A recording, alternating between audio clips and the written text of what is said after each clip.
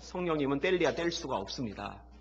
예수님이 갈릴리에서 사역을 하셨잖아요. 그런데 이제 갈릴리에 돌아오신다고 할 때 이때 들어가는 용어가 있어요. 성령의 권능으로 갈릴리에 돌아오시니, 그렇게 돼 있어요. 성령의 능력을 가지고 갈릴리에 돌아오셔서 거기서 사역을 하신 겁니다. 예수님이 가버나움 회당에 들어가시죠.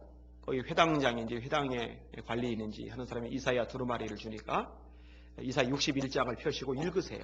희년에 대한 말씀입니다. 그 내용이 누가복음 4장에 기록이 되어 있습니다. 들어보세요. 선지자 이사야의 글을 들이거늘 책을 펴서 이렇게 기록된 데를 찾으시니 곧 주의 성령이 내게 임하셨으니 이는 가난한 자에게 복음을 전하게 하시려고 내게 기름을 부으시고 나를 보내사 포로된 자에게 자유를 전파하며 눌린 자를 자유케 하고 주의 은혜의 해를 선포하게 하려 하심이라. 이게 외치고 나니까 사람들이 쳐다봐요. 무슨 말씀하실라나. 근데 예수님이 이렇게 말씀하시죠. 이 말씀이 오늘날 너희 귀에 응하였느니라. 성령을 받으시고 그것으로 눌린 자를 자유케 하는 사역을 예수님이 하실 것이라고 이사야가 예언을 했어요. 그리고 예수님이 그 구절을 읽으신 다음에 이거 응답됐다라고 선언을 하신 겁니다. 여러분, 세례요한이 예수님을 소개하는 장면 제가 좋아하기 때문에 여러 번 인용을 했어요. 아마 설교 시간으로 따져도 꽤 여러 번 반복이 됐을 겁니다.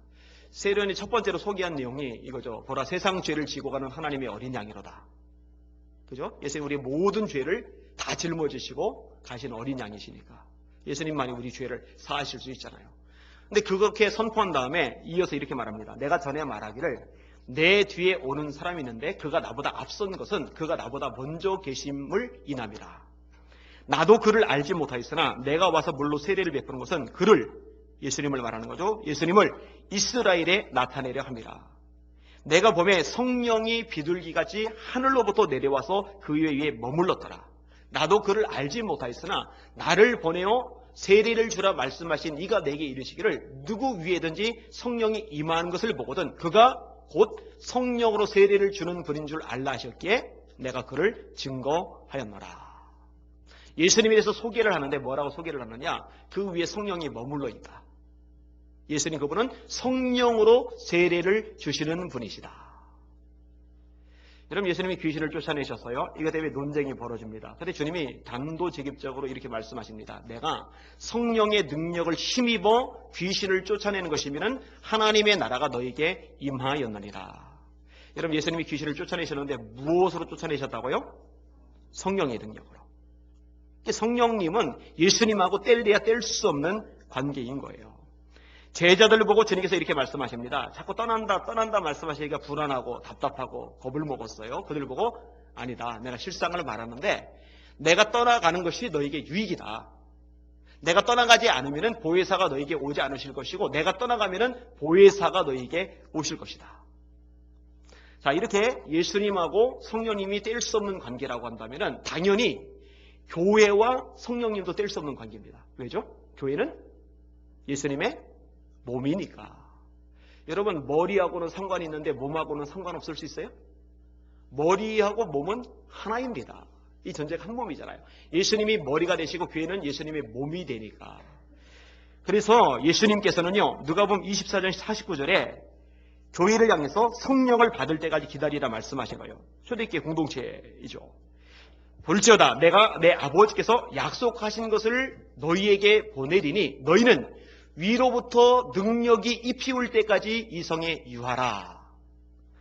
누가복음과 사도행전을 가리켜서 누가 문서라고 합니다. 누가가 썼거든요. 데오빌로 가카이게. 사도행전 앞부분에도 데오빌로 가카이게, 누가복음 앞부분에도 데오빌로 가카이게. 누가가 동일한 대상에게 쓴 서간문이거든요. 그런 형태로 되어 있거든요. 아까 누가복음 24장을 인용했습니다만 사도행전 1장도 마찬가지입니다. 주님께서 말씀하세요. 너희는 위로부터 능력이 입히울 때까지 예루살렘을 떠나지 말고 이 성에 유하라. 요한은 물로 세례를 베풀었으나 너희는 몇 날이 못되어 불과 성령으로 세례를 받으리라. 여러분, 이렇게 교회하고 성령님하고 뗄 수 없는 관계라고 한다면 우리 성도들 각자와 성령님도 뗄 수 없는 관계입니다. 그렇죠? 자, 예수님이 머리가 되세요. 교회는 예수님의 몸이에요. 우리는 뭐예요? 지체, 손가락, 팔, 다리, 허벅지, 발, 눈, 코, 귀, 오장육부. 이게 다 각자예요. 몸하고 상관이 있는데 이 지체들하고 상관이 없다. 불가능하잖아요. 몸과 지체는 상관이 있거든요. 따라서 성도들은 성령님이 어떤 분이신지를 알아야 합니다. 성령님이 어떤 일을 하시는지도 알아야 됩니다. 다시요. 성령님이 어떤 분인지 아셔야 합니다. 성령님이 어떤 일을 하시는지 아셔야 합니다.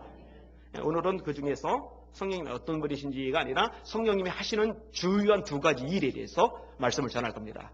오늘 예배 마치고 돌아갈 때는 성령님께서 하시는 일 두 가지, 요거는 꽉 잡고서 이건 간직하시고 그리고 돌아가셔야 돼요. 아무 생각 없이 놓치고 돌아가시면 의미가 없잖아요. 이걸 꽉 잡고 돌아가시길 바랍니다. 자, 다루기 전에 예수님을 알지 못하던 때의 모습에 대해서 먼저 설명을 하고 성경에 하시는 일 두 가지를 나누도록 하겠습니다. 2절에 나와요. 2절을 보겠습니다. 시작. 너희도 알거니와 너희가 이방인으로 있을 때에 말 못하는 우상에게로 끄는 그대로 끌려갔느니라. 우리의 인생의 주인이 누구냐? 이거는 굉장히 중요합니다. 질문할게요. 여러분의 인생의 주인은 누구십니까? 예수님. 정말 예수님 맞으세요? 네, 그렇게 되셔야 돼요. 어떤 사람은 자기가 자기 인생의 주인이라고 생각을 해요. 근데 문제는 정말 자기 인생의 주인이 자기일까 하는 겁니다. 자, 그릇이 있어요. 이 그릇에다가 이제 밥을 담을 수도 있고, 물을 담을 수도 있고, 국을 담을 수도 있고, 뭐 이것저것 담을 수가 있어요. 자, 그러면 그런 것들이 안 담겼으면은 이 그릇에는 아무것도 없는가? 아니죠. 이 그릇 안에 공기가 있죠. 먼지가 있죠. 여러분, 진공 상태로 다 빼내지 않는 이상은요, 아무것도 담기지 않은 그릇이란 불가능합니다. 뭔가가 들어있기 마련이에요. 사람의 마음이요, 이 그릇과 똑같습니다. 하나님께서 그 안에 들어가시든지 하나님이 없으면은 다른 것들이 그 안에 들어가서 영향을 미치게끔 돼 있어요. 그게 사람의 본질입니다. 어쩔 수 없어요. 어쩔 수 없어요. 오늘 본문에 보니까 바울 사도가 묘사를 하는데 말 못하는 우상에게로 끄는 그대로 끌려갔다. 예수님을 믿기 전에, 예수님을 인생의 주님으로 영접하기 전에 고린도 지역 사람들의 특징이죠. 마귀에게 끌려다니는 삶. 이 고린도 교회는요, 헬라 문명의 영향을 많이 받은 이 고린도에 위치를 하고 있어요. 항구 도시이기도 합니다. 헬라, 그리스 하면 뭐가 생각나요? 12 올림푸스 신, 대빵신 제우스, 마누라신 헤라. 이 둘이 맨날 싸우죠. 제우스가 바람을 자꾸 피니까. 태양신 아폴론, 바다의 신 포세이돈, 지혜의 여신 아테네, 이쁘다고 유명한 아르테미스, 비너스라고 하기도 하죠. 군대신 아르스, 대장간신 헤파이토스, 심부름하는 신, 전령의 신 헤르메스. 그리고 그것뿐입니까? 강에는 강의 신이 있고요. 나무에는 나무에, 들판에는 들판에, 온갖 신들이 다 있어요. 이 고린도 지역에 살던 고린도 교회 성도들도 예수 믿기 전에는 이런 것들에 매여서 끌려다녔었거든요. 이런 것들을 바울이 언급을 하는 겁니다. 여러분, 우리나라 사람들도 예전에 선앙당 정화서 떠놓고, 여러분 집에 못도 만들어 못 박았잖아요. 함부로 못 박다가 엉뚱한 곳에 박으면 동티 난다고. 예수 믿는 사람들은 그런 거 따질 필요 없어요. 아무 데나 박으세요. 막 박아도 돼요. 동티 같은 건 상관 안 해도 됩니다. 손 없는 날, 이사 갈 때 손 없는 날은요, 평상시보다 2배가 비싸대요. 그런데 그날 돈 2배씩 주면서 사는 사람들 요즘도 많아요. 기가 막힌 것은 교인들 중에도 손 없는 날 찾아서 이사 가는 사람이 있는데 제가 장담할게요. 그 사람은 천국 못 갑니다. 절대 구원 못 받습니다. 예수 믿는 사람이 아닙니다. 어떻게 예수님이 인생의 주인인 사람이 귀신 따위 겁먹어가지고 손 없는 날 찾아 이사를 갑니까? 정신 바짝 차리고 예수 믿으려면 제대로 믿으세요. 그리고 이런 것들 아니어도요, 사람들이요, 스스로 결정하고 스스로 생각하고 스스로 움직인다고 생각하지만 끌려다니는 이들이 굉장히 많아요. 여러분, 돈에 끌려다닙니다. 그죠? 중독이 끌려다닙니다. 우리나라 4대 중독이 심각합니다. 4대 중독이 뭐가 있어요? 알코올 중독, 그 다음에 마약 중독, 도박 중독, 인터넷 중독. 이게요, 우리나라를 지금 완전히 피폐하게 만들고 있는데 여기에 들어가는 국가 비용이 상상을 초월합니다. 제가 잘 알아요. 중독 예방 시민연대라고 시민단체가 있는데 제가 거기 공동대표예요. 자료들 전대 다 들어와요. 우리나라가 정말 심각합니다. 자기가 인터넷을 하는 것 같은데 못 내려놔요. 이 끌려다니는 거죠. 이 스마트폰 중독이요, 청소년들 지금 난립니다. 우리 애들도 제가 수시로 내려놓게 하는데 여기에 빠져가지고 정신을 못 차려요. 근데 중고등학생만 그러느냐? 아니, 청년들도 그렇고 어른들도 그래요. 자기가 하는 것 같은데 사실은 끌려다니는 거죠. 술도 마약도 그렇죠. 여러분, 도박도 생각보다 심각한데요. 바다 이야기 같은 거, 이거 단속 잘한 겁니다. 사실은 더 빨리 단속을 했어야 돼요. 근데 웃기는 일은 강원랜드 같은 것을 또 국가가 운영을 한다는 거죠. 이 정신 나갔어요. 경륜장 같은 것들. 이 강원랜드 여기다가 돈을 100억대를 잃은 사람을 제가 알아요. 제가 만났어요. 그 사람이 지은 책이 있는데 그 책도 저한테 보내줬어요. 근데 이 사람은요, 그렇게 돈을 잃고 뒤늦게라도 정신 차리고 도박에 빠진 사람 돕는 일을 지금 활동을 하고 있는데, 대다수의 사람들은요, 폐가 망신을 해 놓고 나서도, 집안이 초토화 되고 나서도, 그리고도 못 끊어요. 이 도박과 관련해서 어느 정도까지 얘기가 나오느냐 잘 알잖아요. 손가락을 잘라버렸는데, 손을 잘라버렸는데 도박 다시는 안 하겠다고 발가락에다 화투장 끼워서 화투를 한다고 그러잖아요. 여러분, 그게 자기가 하는 겁니까? 끌려다니는 거죠. 심각합니다. 심각해요. 여러분, 죄에 끌려다닙니다. 정말 심각한 시대입니다. 음란에 끌려다닙니다. 지금 우리나라에 상륙한 아주 못돼 먹은 사이트가 하나 있죠. 그게 뭐냐면은 기혼자들, 이미 결혼한 사람들 대상으로 인생은 짧다, 그러니 연애해라, 즐겨라. 이게 해외에서 성공을 했고 대한민국에서도 성공할 가능성이 높아서 한국 진출을 시작해야 돼요. 근데 성공할 가능성이 진짜 높은 것 같아요. 이게 공개적으로 시작하기도 전에 벌써 가입자들이 쇄도를 해요. 미친 거죠. 미친 거죠. 음란에 아주 물들어 버린 거죠. 다행히 우리나라는 이 법적으로 제재할 근거가 있어요. 요거 제재를 해야 됩니다. 근데 하여튼 심각해요. 죄에 끌려다니고, 음란에 끌려다니고, 중독에 끌려다니고, 돈에 끌려다니고, 온갖 잡동산에 끌려다녀요. 자기 인생 자기가 사는 것 같은데 사실은 주체성이 없어요. 잘 들으세요. 교회를 다녀도 정말로 거듭나지 못하면, 정말로 예수님이 인생의 주인이 되지 못하면요, 끌려다닙니다. 그래서 교회 다니면서도 끌려다니는 사람들 많아요. 교회 다닌다고 구원받는 거 아닙니다. 예배 드린다고 천국 가는 거 아닙니다. 우리 주님이 니고데모에게 분명히 말씀하셨어요. 너 거듭나야 천국 볼 수 있다. 너 거듭나야 천국 갈 수 있다. 따라합시다. 거듭나야 된다. 거듭나시길 주의 이름으로 축원합니다. 어제 시인마을 이제 창간 기념식을 서울역 대회의실에서 했어요. 아주 성황리에 잘 끝났어요. 각계각층의 인사들도 오시고 또 우리 성도들이 오셔서 축하를 해주셔서 감사하게 생각을 해요.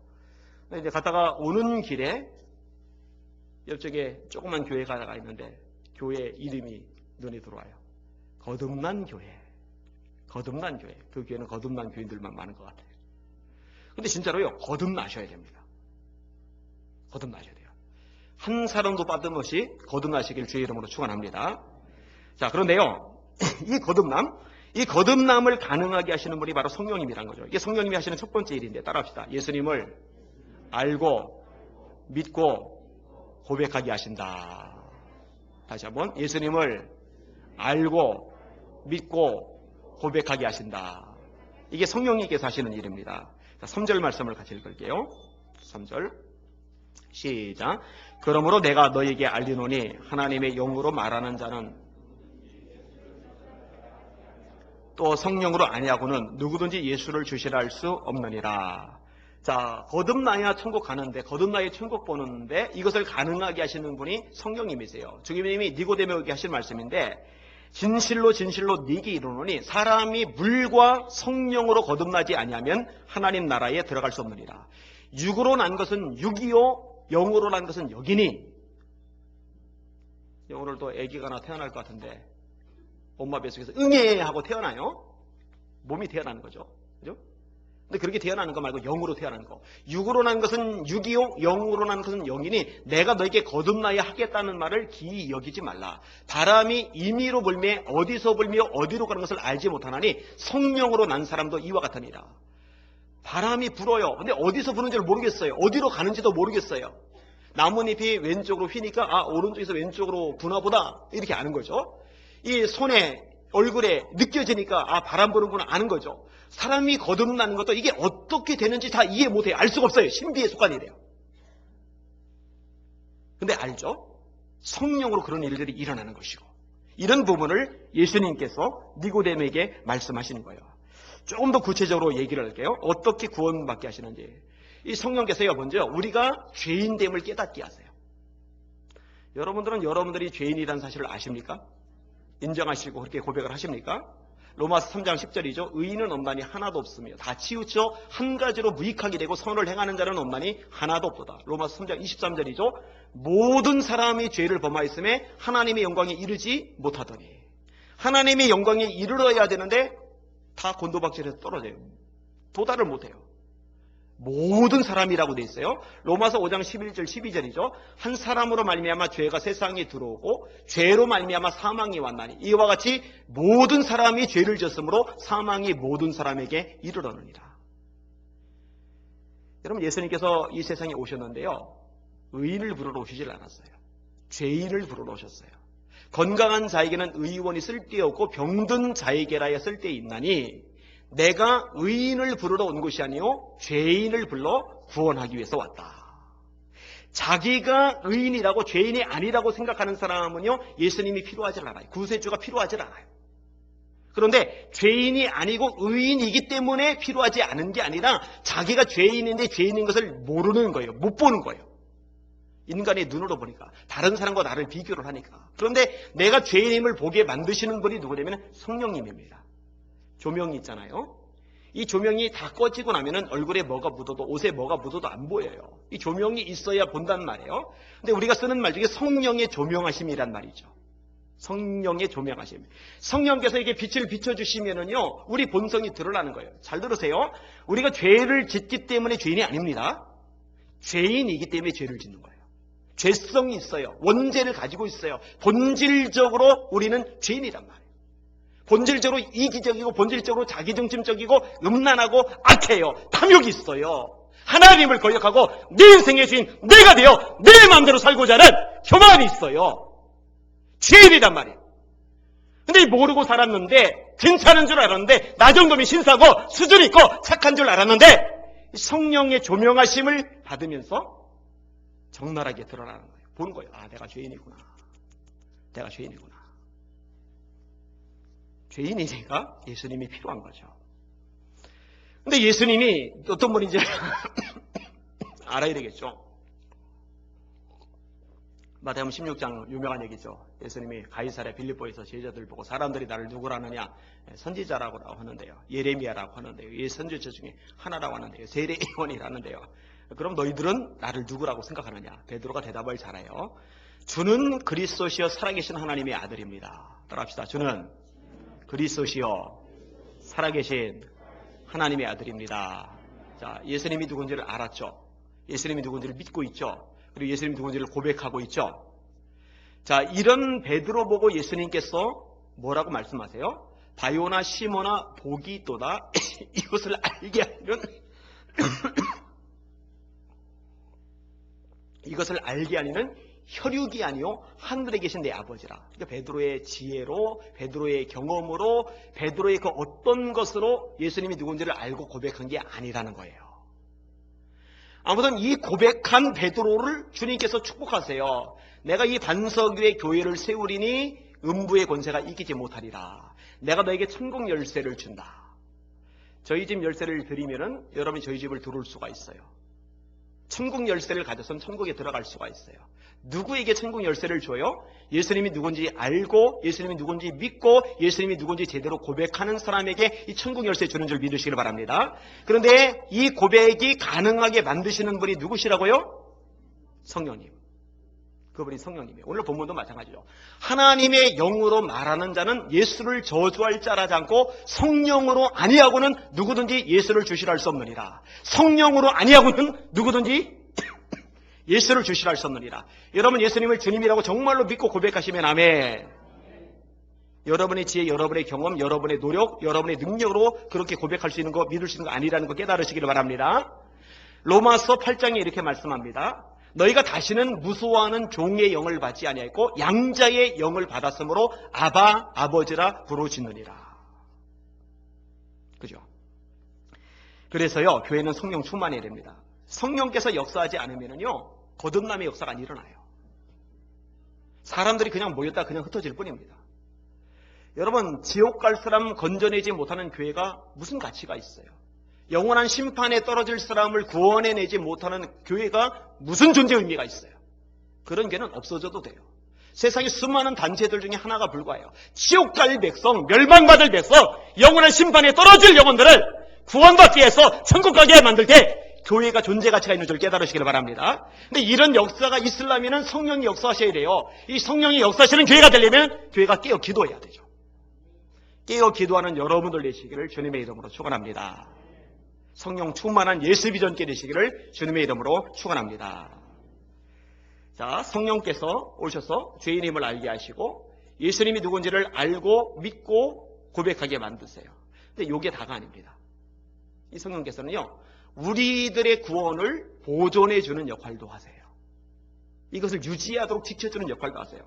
에베소서 4장 30절에 이렇게 말씀합니다. 하나님의 성령을 근심하게 하지 말라. 그 안에서 너희가 구원의 날까지 인치심을 받았느니라.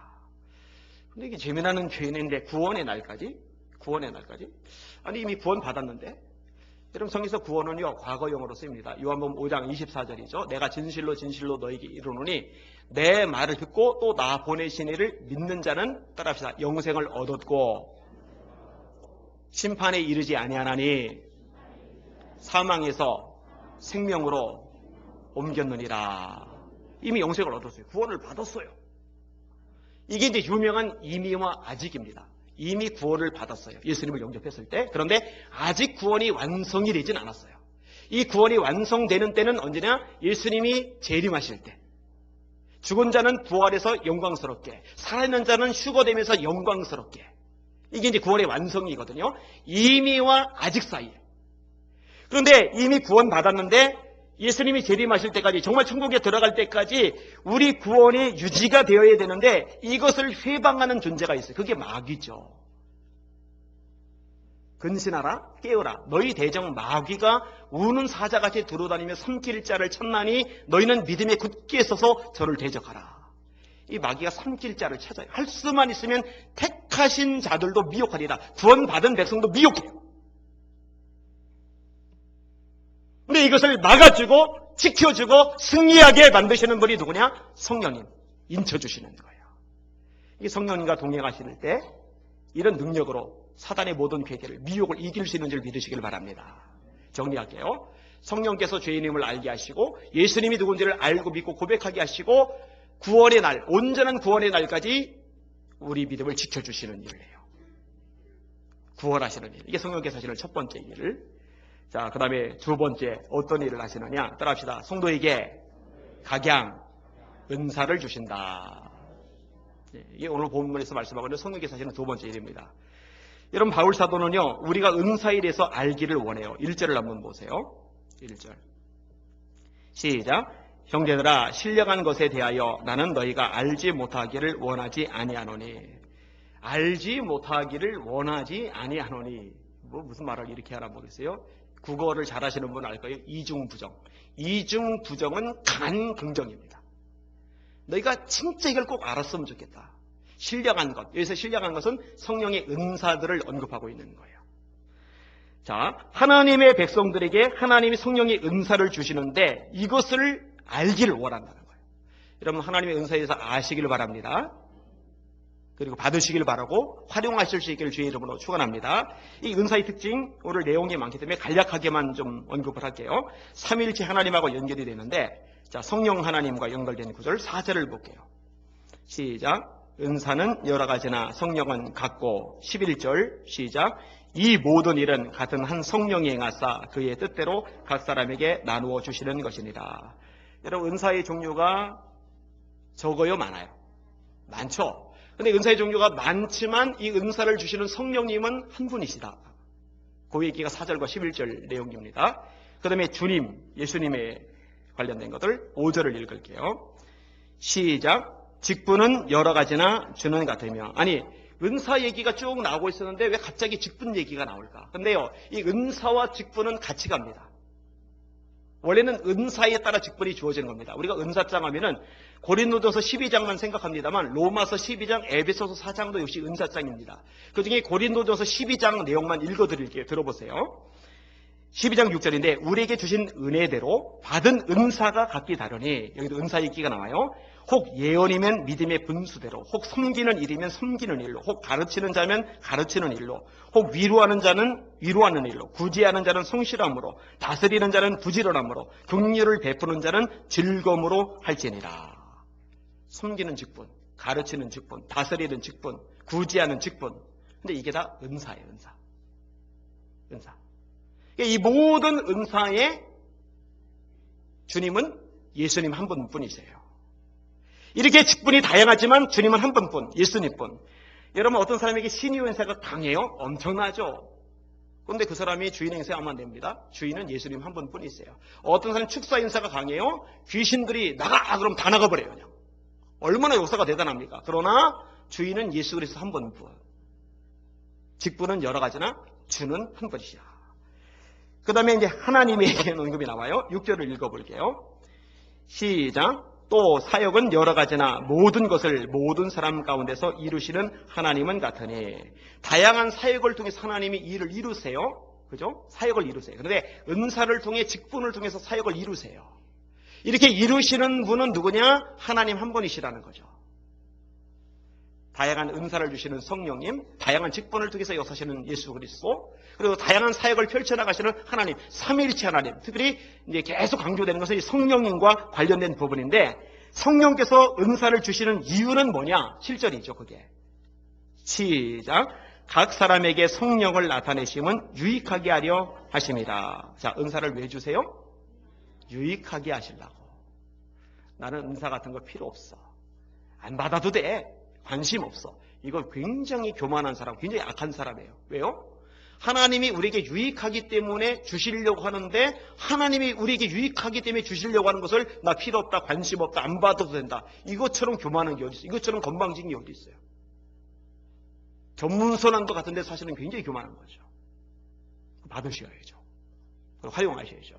자, 그럼 어떤 은사들이 있느냐? 은사의 종류인데, 일단 오늘 본문 12절, 고린도서 12장 내용만 생각을 해볼 겁니다. 자, 8절 부분부터 쭉 보시면서 그냥 하나씩 시간 한계가 있으니까 간략하게만 설명을 할게요. 어떤 사람에게는 성령으로 말미암아 지혜의 말씀을, 따라합시다. 지혜의 말씀의 은사. 이 지혜의 말씀의 은사, 쉽게 말해서 이 말씀에 대한 통찰력, 전체적으로 파악하는 능력, 이것을 통해서 하나님의 성품과 속성을 제대로 알게 되는 것하고 연결이 됩니다. 이것하고 비슷하면서 조금 다른 게 그 다음 내용인데, 어떤 사람에게는 같은 성령을 따라 지식의 말씀을, 따라합시다. 지식의 말씀의 은사. 이 지식의 말씀의 은사는 말씀에 대한 지식을 갖게 되는 거예요. 이건 부분적이죠. 근데 역시 고귀합니다. 특별히 저처럼 설교하는 설교자에게는 이 지식의 말씀의 은사가 굉장히 유효합니다. 금요일마다 우리가 12시부터 5시까지 철야 기도를 해요. 오셔서 좀 기도하세요. 정말 좋을 겁니다. 그런데 성경을 3장씩 읽고서 이제 기도를 시키는데, 성경을 그때 읽는데 저는 너무 은혜를 많이 받아요.